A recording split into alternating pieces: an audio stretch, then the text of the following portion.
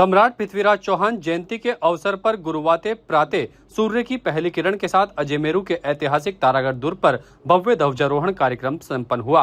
सनातन धर्म रक्षा संघ अजयमेरू राजस्थान और सहयोगी सामाजिक संगठनों के तत्वाधान में आयोजित इस समारोह में सैकड़ों सनातन बंधुओं, महिलाओं और युवाओं और बच्चों ने शामिल होकर शिरकत की। पूरे दुर्ग क्षेत्र में सम्राट पृथ्वीराज चौहान अमर रहे के जय घोष गूंजते रहे। सम्राट पृथ्वीराज चौहान सम्राट पृथ्वीराज चौहान सम्राट पृथ्वीराज चौहान सम्राट पृथ्वीराज चौहान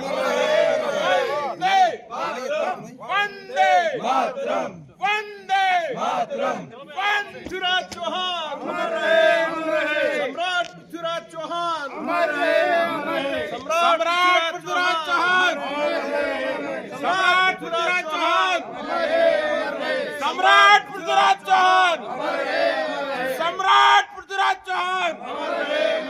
सनातन धर्म रक्षा संघ अजयमेरू राजस्थान के अध्यक्ष और पूर्व न्यायाधीश अजय शर्मा ने बताया कि पृथ्वीराज स्मारक से सैकड़ों दोपहिया और चौपहिया वाहनों का काफिला जुलूस के रूप में तारागढ़ दुर्ग पहुंचा, जहां से सभी सनातनी एकत्रित होकर अनुशासित रूप से दुर्ग के मुख्य द्वार पहुंचे और प्रत्येक वाहन एवं सहयोगी के गले में सम्राट पृथ्वीराज चौहान के नाम का दुपट्टा आकर्षण का केंद्र रहा। कार्यक्रम में साध्वी अनादि सरस्वती संत का सानिध्य प्राप्त हुआ। इस मौके पर पृथ्वीराज चौहान के वंशजों की डिजिटल डायरेक्टरी तैयार करने वाली युवतियों चांदी रावत, सुनीता रावत और अन्य के इस कार्यक्रम की सराहना करते हुए उन्हें सम्मानित भी किया गया। जयंती मनाने के लिए यहाँ विश्व के पहले के लिए तारागढ़ दुर्ग पर एकत्रित आए हैं। ये हमारे भारतवर्ष के लिए सौभाग्य का विषय है कि ये दुर्ग पहला दुर्ग है सम्राट पृथ्वीराज चौहान के वंशजों के पूर्वजों के द्वारा बनाया गया। ये भारतवर्ष का पहला दुर्ग है।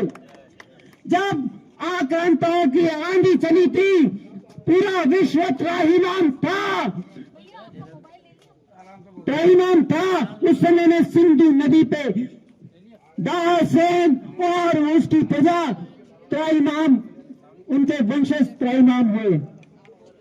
ऐसी परिस्थितियों को भांपते हुए 6वीं शताब्दी में यहाँ के राजा महाराजा एक हुए।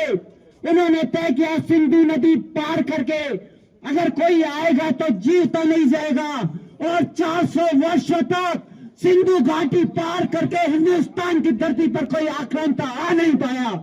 ये सम्राट पृथ्वीराज चौहान का ये वही दुर्ग है जिसने हर 100 कोस की दूरी पर दुर्गों का निर्माण करा और भारतीय सभ्यता संस्कृति गौ माता की रक्षा करने का कार्य किया गया। देखिए, इन्होंने जो कहा है किसान की के पास जो जायदाद थी, वो जायदाद पूरा हमारा देश है। ठीक है, हमारा भारत देश ये पूरी हमारी जायदाद है।